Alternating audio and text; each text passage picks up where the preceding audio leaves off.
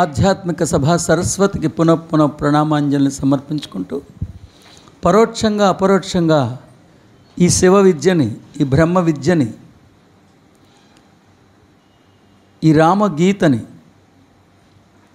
అర్థం చేసుకుని, అధ్యయనం చేసుకుని, అనుష్ఠానం చేసుకుని ఆలోచన సంవిధానాన్ని సంస్కరించుకోవటానికి నిబద్ధతతో యత్నిస్తున్న సదస్సులారా, సాధకులారా, ఈ సంస్కరణాలయానికి, శ్రీరామసుతుడు నిర్వహిస్తున్న ఈ వ్యాసాశ్రమానికి, వేద విద్యాలయానికి స్వాగతం, పునర్స్వాగతం. You welcome. శుభం. జయోస్తు. Thank you. The right up రాసుకోండి. In individuals who can't seem to find any happiness, and there are many of those who have fallen in and out of love and have been dislodged, and only find that there is a large hole inside of them.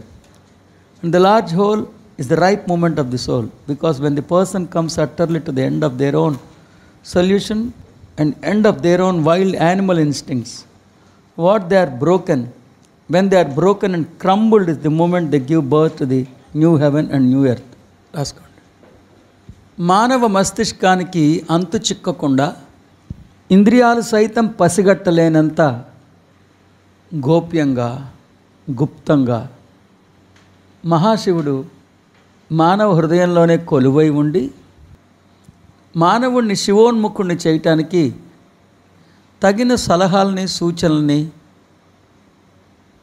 అనునిత్యం అందిస్తూనే ఉంటారు. మహాశివుడు full stop పెట్టేసేయండి, full stop పెట్టి తర్వాత రాయండి. మహాశివుడు అంతర్ముఖీనమైన దృక్పథానికి ఆహ్వానాల్ని అందిస్తూనే ఉంటారు. మహాశివుడు అంతర్ముఖీనమైన దృక్పథానికి ఆహ్వానాల్ని అందిస్తూనే ఉంటారు. నెక్స్ట్ పేర. కానీ ప్రతి మానవుడికి లౌకికమైన తెలివితేటలుగా పిలువబడుతున్న లౌకికమైన తెలివితేటలు, దానికి మొత్తానికి ఇన్వర్టెడ్ కామర్స్ పెట్టండి. కానీ ప్రతి మానవుడికి లౌకికమైన తెలివితేటలుగా పిలువబడుతున్న ఓ మానవ మేధస్సు సైతం నిక్షిప్తమై ఉంటుంది. ఈ లౌకికమైన మానవ మేధస్సు మానవునికి ఎన్నో సలహాలని, సూచనల్ని అందిస్తూ ఉంటుంది. నెక్స్ట్ పేరా. కావున ప్రతి మానవుడికి రెండు వ్యవస్థల నుండి అనునిత్యం సలహాలు, సూచనలు అందివ్వబడుతూ ఉంటాయి. కావున ప్రతి మానవుడికి రెండు వ్యవస్థల నుండి సలహాలు, సూచనలు అందివ్వబడుతూ ఉంటాయి. 3 చుక్కలు పెట్టి కింద 1, 2 వేసుకోండి. 1 మానవునిలోని మహాశివుడు, 1 మానవునిలోని మహాశివుడు, 2 మానవ మేధస్సు. ఈ నిర్దిష్టమైన తరుణంలో, కింద రాసుకోండి, ఈ నిర్దిష్టమైన తరుణంలో మానవుడు మానవ మేధస్సుకే అవాంఛనీయమైన ప్రాధాన్యతనిస్తూ ఉంటాడు. తన మానవ మేధస్సే సర్వోత్కృష్టమైనదని, మానవ మేధస్సుతో సర్వము సుసాధ్యమేనని, ఈ లౌకికమే సర్వస్వం అని అపోహ పట్టడంలోంచి పుట్టుకొచ్చిన మానవ మేధస్సు బహుపరిమితమైనది. అందుకే మరి ఆ మానవ మేధస్సుకి సమృద్ధి, సృష్టించడం, అపరిమితం అన్న అంశాల యొక్క మౌలిక పరిచయం కూడా ఉండదు. ఎంతసేపు సాటివాడిని అణచి పైకి వెళ్ళాలని సలహాలు చెప్తూ ఉంటుంది. పోటీ పడటం, సాటివాడిని మోసం చేయటం, ఎదుటివాడి అమాయకత్వాన్ని ఉపయోగించుకోవటం లాంటి అవైదిక పోకడల్ని ప్రోత్సహిస్తుంది. ఆ పోటీలో గెలవటానికి మోసాన్ని ఆశ్రయిస్తుంది. ఆ పోటీలో గెలవడానికి మోసాన్ని ఆశ్రయిస్తుంది. గెలిస్తే పొగరు పెంచుకుంటుంది, ఓడిపోతే ద్వేషం పెంచుకుంటుంది.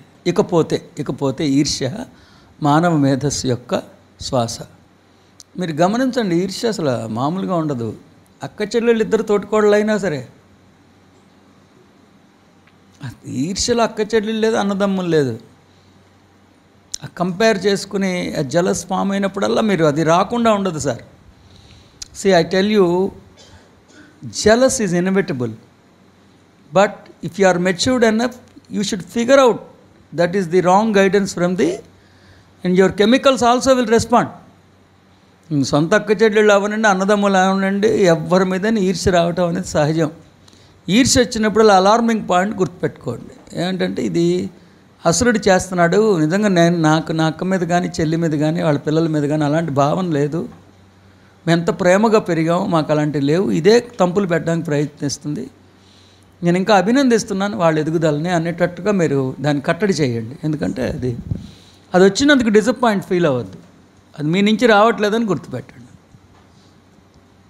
ఇక ఈర్ష్య మానవ మేధస్సు యొక్క శ్వాస హృదయం. మానవ మేధస్సు యొక్క శ్వాస హృదయం.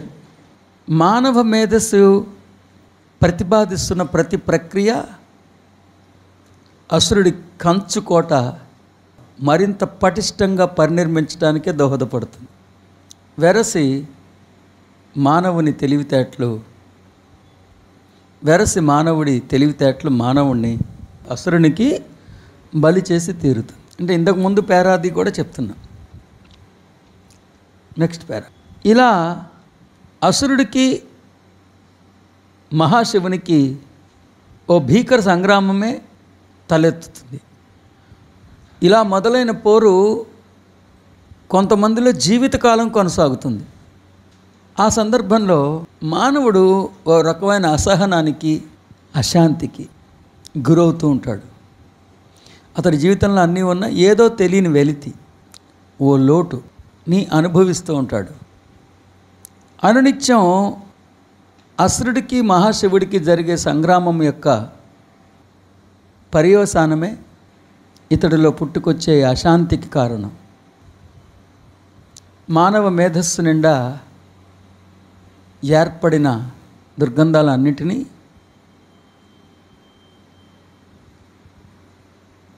శివగంగలో ప్రక్షాళన అవ్వబడాలి.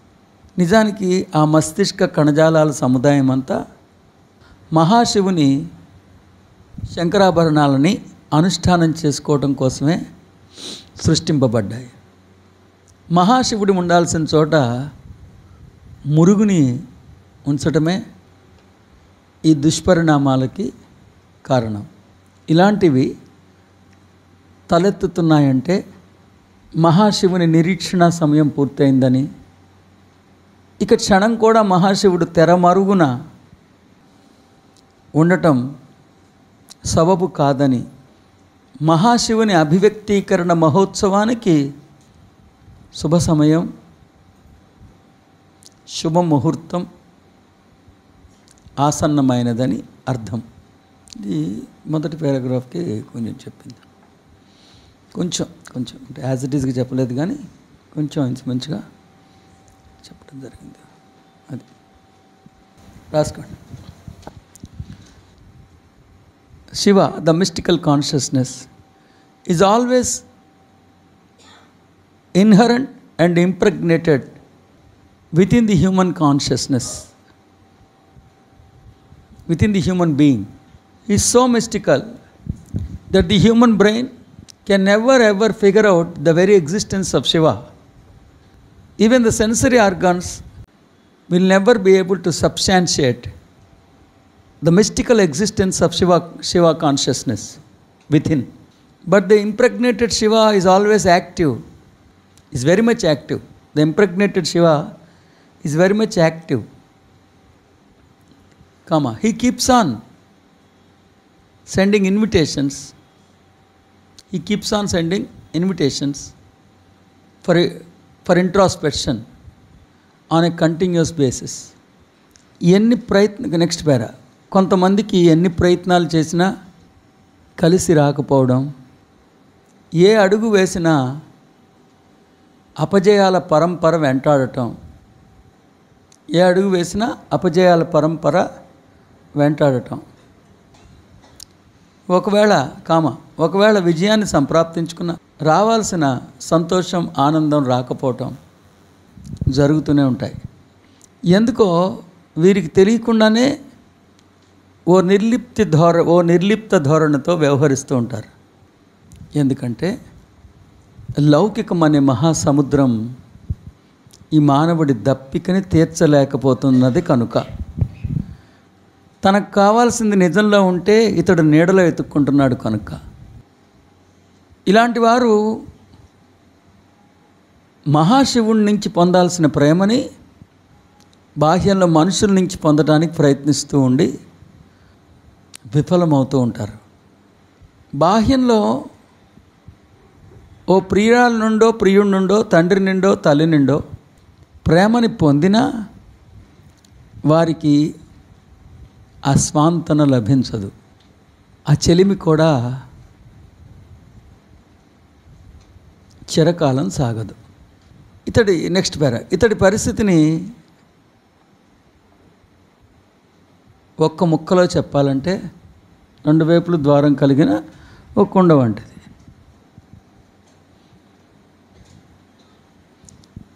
ఎన్ని నీళ్లు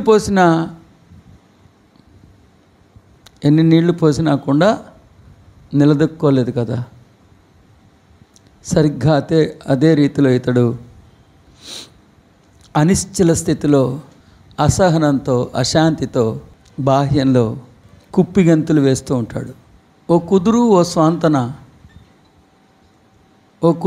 స్వాంతన శాంతి లేచి మాత్రం కూడా కానరావు. ఓ కుదురు ఓ స్వాంతన ఓ శాంతి లేచి మాత్రం కూడా కానరావు. అక్కడ రాసండి. ఎందుకంటే ఇతడిలోని మహాశివుడు పూర్తి స్థాయిలో తనని తాను అభివ్యక్తీకరించుకోవటానికి నిశ్చయించుకున్నాడు కనుక. మహాశివుని తీర్మానం అంత పటిష్టంగా ఉంటే మానవుని అడుగులు మరోవైపు వేస్తూ ఉంటే అతడికి శాంతి లభించకపోవటం సహజమే కదా. అంతేకాదు, మహాశివుడి దివ్య మేధస్సుని మానవుడు అశ్రద్ధ చేసి తన బుద్ధిబలమే భుజబలమే సర్వస్వమని పడటం అనే అవైదికమైన తంతు కూడా పూర్తి స్థాయిలో లుప్తమైపోవాలి. అందుకే ఆ మహాశివుడు ఆ మానవుడిని తాను ఆశించిన దాన్ని పొందటానికి తన తెలివితేటల్ని ఆశ్రయించేటట్లు చేస్తాడు. Full stop. మానవుడి తెలివితేటలతో చేసిన ప్రయత్నాలన్నీ విఫలమైనప్పుడు, ఘోర పరాజయం పొందినప్పుడు ఆ మానవుడికి బుద్ధి వస్తుంది. అంటే మానవ మేధస్సు పోయి సరైన బుద్ధి వస్తుంది. అప్పుడు అతడు తనంతట తానుగానే తనలోని మహాశివుడికి నిర్ద్వంద్వంగా భేషరత్తుగా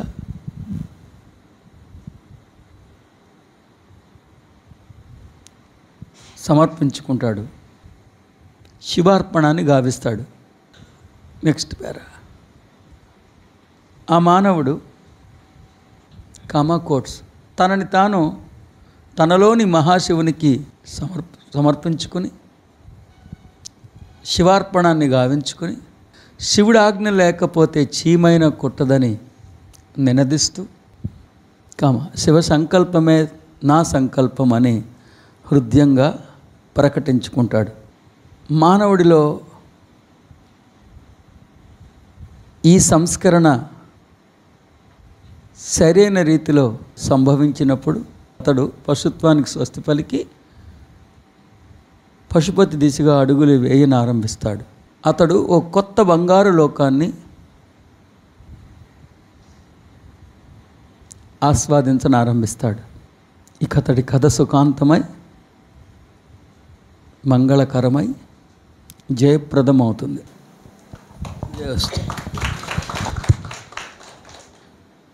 So what is the dawning of the soul? It is, as it were, the moment that the soul steps forward and imposes its will upon the human brain and human mind of its host. అదనమాట. Dawning of the soul అని రాసుకోండి. Next concept ఏంటి? Dawning of the soul. What is dawning of the soul అని రాసుకోండి, కింద రాసుకోండి. ఎంత బాగా చెప్పారు అంతా. కింద answer, it is as it were the moment the soul steps forward and imposes its will upon the human brain and human mind of its host. కింద ఆన్సర్ కూడా రాసు. So what is then the dawning of the soul? It is, ఎంత బాగా చెప్పారు, it is as it were the moment that the soul steps forward and imposes its will upon the human brain and the human mind of its host. So ఆ శివుని సంక్షోభ సమయం చూసాం. శివుడు తన్ని తాను ఆవిష్కరించుకోవటానికి పడే ఆవేదనను చూసాం. మానవ మస్తిష్కం నిండా అజ్ఞానం పేరుకుపోయి లౌకికం భౌతికం ద్వైతం ఉండిపోతే అలాంటి సంక్షోభ స్థితిలో అతడు పడిన అవస్థలన్నింటినీ మనం చూసాం. మానవుడికి మహాశివుడికి జరిగిన మహాసంగ్రామం గురించి కూడా తెలుసుకున్నాం. మరి ఇంతకీ ఆ శివుని యొక్క శుభోదయం అంటే ఏంటి? ఆ కాళరాత్రిని చూసాము, ఆ పీడకలల్ని చూసాము. మరి శివుని సామ్రాజ్యం ప్రతిష్ఠితం అవటం అంటే ఏంటి? ఇంతకీ ఏ మంగళకరమైన పరిణామం కోసం శివుడు ఎదురు చూస్తున్నాడు? శివుడు ఏ మంగళకరమైన పరిణామం కోసం శివుడు ఎదురు చూస్తున్నాడు? శివుడికి కావాల్సింది ఏంటి? ఏంటంటే ఎప్పుడు శివ శుభోదయం జరుగుతుంది? ఎప్పుడంటే it is as it were the moment the soul steps forward and imposes its will upon the human brain and human mind of its host. మహాశివుడు ఒక అడుగు ముందుకేసి తన సింహాసనంలో కూర్చుని ఒక ఆజ్ఞని ఆజ్ఞాపిస్తే తక్షణం మానవ మస్తిష్కం, ఆ మానవుడు దాన్ని ఎందుకు ఏంటని అడగకుండా శిరసావహింసను ఆరంభించినప్పుడు శివ శుభోదయం జరిగినట్టే. మంగళకరమైన పరిణామం. మానవ మనస్సు శివుణ్ణి అద్దం పట్టి మానవ మస్తిష్కం శివుణ్ణి యోచించి మానవునిలోని శరీరాన్ని రసాయనాలు ఆ శివుణ్ణి అనుభవించడం ఆరంభిస్తే ఇకప్పుడు పూర్తి స్థాయిలో శివుని మహాసామ్రాజ్యం ప్రతిష్ఠితం జరిగినట్టే. అది అందుకని అది రాయమని రాసుకోండి. See, my dear aspirants, it is like this. All these days we have been trying to accomplish the comprehensive knowledge of the struggle of the soul, the dark night of the soul, the nightmare of the soul. When the soul is trying to establish itself, when the soul is trying to express itself, it has faced so many problems because there are no favorable conditions. Okay? Supposing if the struggle of the soul is completed to the fullest extent, if the scenario has begun to turn in favor of Shiva, then what exactly is going to happen? Or what is the Shiva all these eons together is searching for? Shiva is searching for a beautiful mindset, the brain or the thinking pattern. If Shiva, in his Shiva's consciousness, orders a particular order, okay? If he passes a resolution,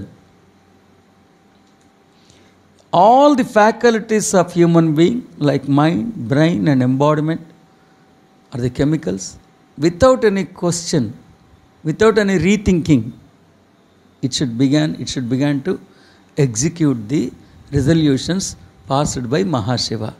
That can be understood as the dawning of the soul. The human brain will not analyze the suggestions given by Shiva, and he will not take any decisions on his own. The human brain is now matured enough. It has stopped analyzing, basing on the human being brain. Now it has begun, like a disciplined warrior, like a disciplined soldier, it has begun to execute the orders of the Mahashiva. Jayastu. That's it. రాసుకోండి. మరింతకీ శివ శుభోదయం అంటే ఏమిటి? మానవునిలో మహాశివుడు ఏ శుభ పరిణామం కోసం ఇన్ని జన్మలుగా నిరీక్షిస్తున్నాడు? ఎప్పుడైతే ఆ మానవుడు సాధకుడిగా మారి బాహ్యోన్ముఖుడి నుండి శివోన్ముఖుడై అసుర సంహారాన్ని పూర్తి స్థాయిలో గావించుకుంటాడో, ఉంటాడో అతడు మహాశివుడు ఓ ఆజ్ఞని ఆజ్ఞాపించగానే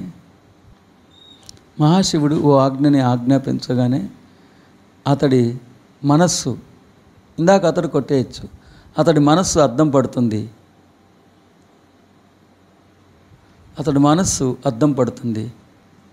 అతడి మస్తిష్కం తదనుగుణ్యంగా యోచిస్తుంది. అతడి శరీరంలోని రసాయనాలు ఆ అనుభవాన్ని అనుభవిస్తాయి. అతడి దేహంలోని రసాయనాలు ఆ అనుభవాన్నే అనుభవిస్తాయి. గతంలోలా శివుడి ఆజ్ఞని మానవ మేధస్సుతో విశ్లేషించే పొరపాటు అతడు ఇక చేయడు. సరిగ్గా ఈ సంస్కరణనే మహాశివుడు మానవుడి నుండి ఆశిస్తున్నాడు. ఇది ఎలా జరుగుతుందంటే, మీరు ఒక తీర్మానం చేసుకున్నప్పుడు, తండ్రి నాకు గెలుపు ఓటమి సంబంధం లేదు, నాకు గెలుపు అంటే నువ్వు అనుకున్నట్లుగా నా మనసు బుద్ధి శరీరం వ్యవహరించడం, నాకు ఓటం అంటే నువ్వు అనుకున్నట్లుగా నా మనసు బుద్ధి శరీరం వ్యవహరించకపోవటం. ఇందువల్ల నేను గెలుస్తానో గెలవనో నాకు అవసరం లేదు సార్ తండ్రి. నువ్వు అనుకున్నది నీకు అడ్డం పడకూడదు, నీకు అద్దం పట్టాలి. ఏంటి? సొసైటీ నన్ను ఒప్పుకుంటుందా లేదా? ఇప్పుడు సొసైటీ, మరి నేను స్టెప్ తీసుకున్నప్పుడు సొసైటీ నాకు ఎందుకు ఒప్పుకుంటుంది? ఇప్పుడు ఒక రైజింగ్ బిజినెస్ మ్యాన్ బిజినెస్ వదిలేస్తుంటే సొసైటీ ఎందుకు ఒప్పుకుంటుంది? బిజినెస్ కమ్యూనిటీ ఎందుకు స్వాగతిస్తుంది? ఫైనాన్షియల్గా డోల్డ్రమ్స్లోకి వెళ్ళిపోతాం. మహాశివుడికి మనం అర్పించేసుకున్నప్పుడు అతడి ఆజ్ఞని శిరసావహించడం ఒకటే. అది ఎలా చేస్తారు? అది ప్రాక్టికల్గా ఎలా సాధ్యమవుతుందంటే మీ మైండ్ సెట్లో ఒక మార్పు రావాలి. ఏమని? నాకు గెలుపు ఓటమే, సుఖము దుఃఖము, సమాజం గుర్తింపు, సమాజం నొచ్చుకోవటం, ఇవన్నీ నాకు అవసరం లేదు. నువ్వు అనుకున్నది జరగాలి. నేను నిన్ను నిర్ద్వంద్వంగా సమర్పించుకుంటున్నా.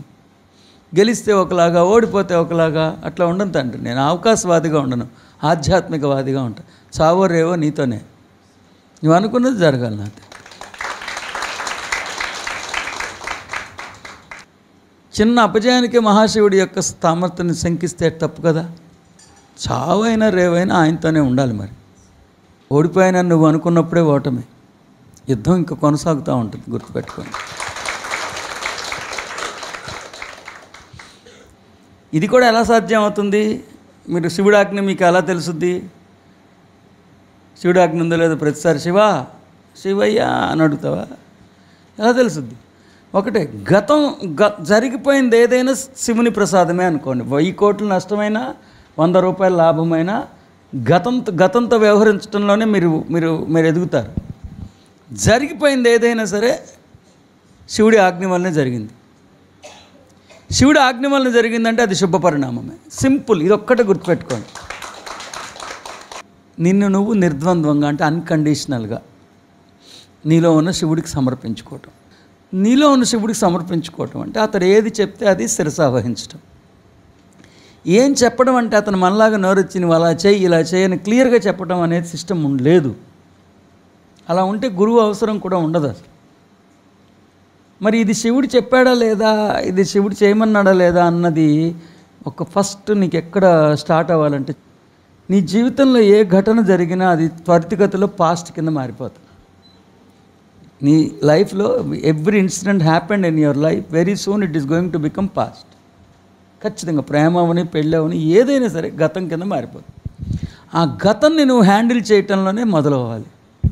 ఆ గతం 100 కోట్లు నష్టమైన పరాలా, 100 రూపాయల లాభమైన పరాలా, లిటరల్గా నన్ను నడి రోడ్డు మీద పెట్టి ఒకడు అమ్మేసిన ఏం పర్వాలా, నడి రోడ్డు మీద నన్ను మోసం చేసి నిట్టని మోసం చేసి అమ్మేశాడు, ఏం పర్వాలా. ఇది శివుని ఆజ్ఞ ప్రకారమే జరిగింది. ఇది దీంట్లో శివుడి ఆజ్ఞ లేదని అనుకోవద్దు. శివుని ఆజ్ఞ ప్రకారమే. ఎంత దారుణమైన ఇన్సిడెంట్ అయినా అదొక్క డిసిప్లిన్ అలవాటు చేసుకో. ఏ సంఘటన అయినా sooner or later it is going to become past. కాదంటావా? ఏ సంఘటన అయినా త్వరితగతిలో దేని కింద మారుతుందిరా? గతం కింద మారుతుంది. అది లాభమైన గతం కింద మారుతుంది, నష్టమైన గతం కింద మారుతుంది. ఆ గతంతో హ్యాండిల్ చేయటం నేర్చుకున్నాను. ఆ గతం జరిగిందంటే ఫైన్, ఇది శివుడు ఆజ్ఞ ప్రకారమే జరిగింది, అతని ప్రసాదమే. అతను ప్రసాదించాడంటే ఖచ్చితంగా నీకేదో లబ్ధిని చేకూరుస్తున్నాడని అనుకో. ఆ ఓటమి కూడా కొన్ని వేల కోట్ల లాభం కోసమే అనుకో. అలా చాలామందికి జరిగింది మనలో. నీ లైఫ్లో ఎన్ని సిరీస్ ఆఫ్ ఈవెంట్స్ జరిగినా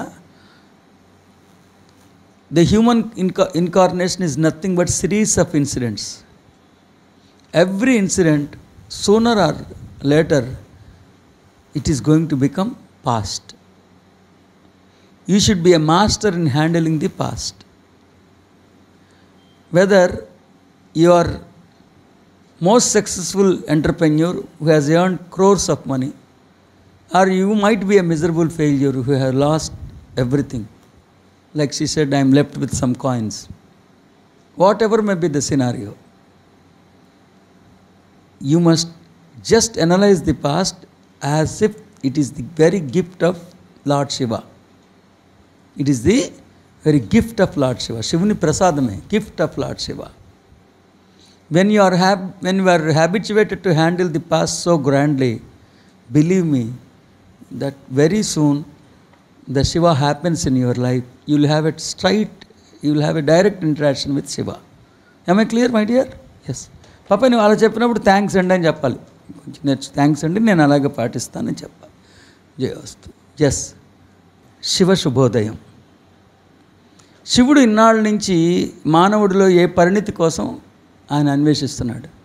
మానవుడు పెళ్లి చేసుకోకుండా ఉంటామా, డబ్బు సంపాదించుకోకుండా ఉంటామా, అయితే ఒక సమాధిలో బతకటం, ఇవన్నీ కాదు. ఆయనకు కావాల్సింది ఏంటంటే శివుడు తన శివస్థానంలో స్థితమై ఓ తీర్మానాన్ని తీర్మానించినప్పుడు, ఒక ఆజ్ఞని ఆజ్ఞాపించినప్పుడు, ఆ మానవుడి యొక్క మనసు, బుద్ధి, శరీరం నిర్ద్వంద్వంగా వాటిని శిరసావహించటం. ఇది ప్రాక్టికల్గా ఎలా సాధ్యం అన్నప్పుడు మానవుడి జీవితంలో అనేక ఘటనలు ఘటిస్తూ ఉంటాయి. ఈ ఘటనలన్నీ త్వరితగతిలో గతంగా మారిపోతాయి. అది ప్రేమ అవని, పెళ్ళి అవని, వివాహం అవని, ఏదైనా సరే గతంగా మారిపోతుంది. ఈ గతాన్ని మనం అసురుడి యొక్క దృక్కోణంలోంచి అనలైజ్ చేస్తూ ఉంటాం.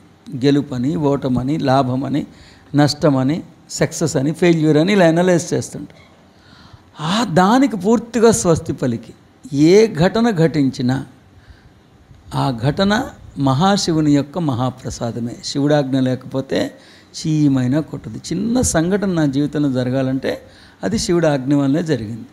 శివుడు ఆజ్ఞ ఉందంటే నాకేదో ఒక సంస్కరణ దీంట్లో అందివ్వబోతున్నాడు. ఆ సంస్కరణ చాలా నా ఎదుగుదలకి హేతు అవుతుంది.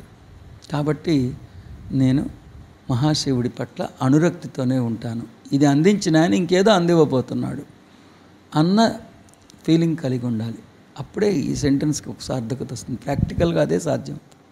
My dear aspirants, the beautiful master teacher Ramtha wants to teach us a mystical teaching. And what exactly Ramtha is trying to teach us is, Shiva is just, for incarnation, Shiva is waiting for a reformation in your thinking pattern. What exactly is the reformation? When Shiva passes a resolution, without any second thought, the mind should reflect, the brain should think accordingly, and the chemicals of the human being should experience the resolution. Mind, brain, and embodiment should execute the resolution passed by the Shiva. And how do you do it practically? What is the pragmatic approach towards it? Pragmatic వచ్చేసింది కదా, ఇంకొచ్చేయాలి. అది అవసరం టీచింగ్లో, అందుకనే నేర్పడం కోసం అన్నిసార్లు వాడతాం. What is the pragmatic approach? See, it is like this. Human incarnation is nothing but series of incidents, series of events. Sooner or later, all the incidents are going to become past. ఈ గతంతో ఎలా వ్యవహరించడం అని తెలుసుకోవాలి. How do you deal with your past? Because all the incidents sooner or later they are going to become past. All the incidents sooner or later they are going to become past. And you should be smart enough in dealing with the past. అది ప్రేమ భగ్నం అవని. So you should be very smart in dealing with your past. You should be very smart in dealing with your past. How do you deal with your past? Every past, in every scenario, you should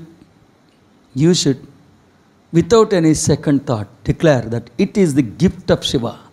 I am ready to accept the beautiful gift. From the point of view of personality, it might be success or failure, it might be profit or loss, but from my point of view, it is the beautiful gift given by the Shiva. Though personality may label it as a huge loss, but when it is the gift given by Shiva,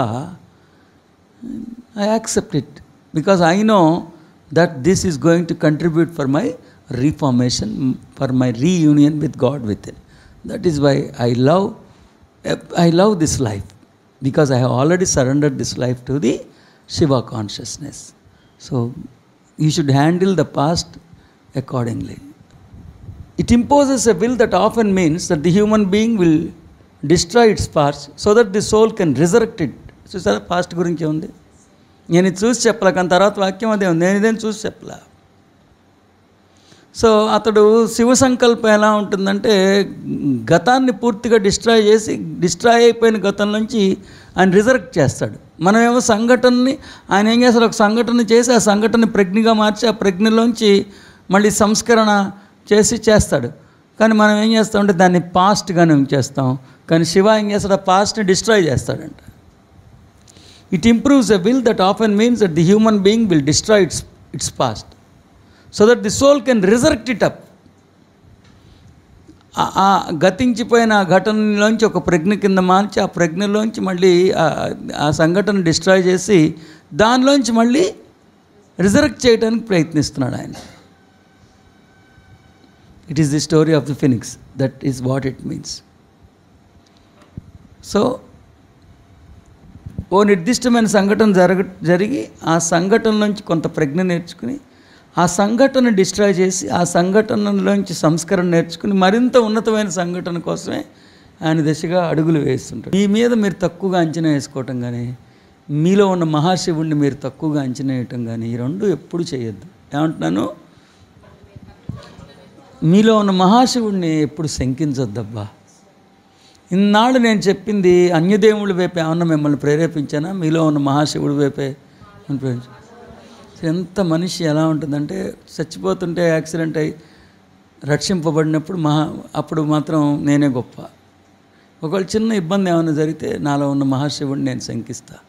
అప్పుడు మరి శివుడు నీకు జీవితాన్ని ఇచ్చాడుగా, అదే శివుడి జీవితాన్ని ఇవ్వకపోతే తర్వాత నువ్వు బతికుండేవాడు కాదు కదా. ప్రతి ఒక్కరికి ఎన్ని సంఘటనలు జరిగి ఉంటాయి. నీలో ఉన్న మహాశివుడిని శంకించడం తప్ప రైటా? చాలా పొరపాటు. అతడి ప్రేమను అర్థం చేసుకోనప్పుడు ఎవరి ప్రేమనే మీరు పొందలేరు. గుర్తుపెట్టుకోండి. ఓకేనా? రైట్. శుభం. జయవస్తు. మళ్ళీ కలుద్దాం.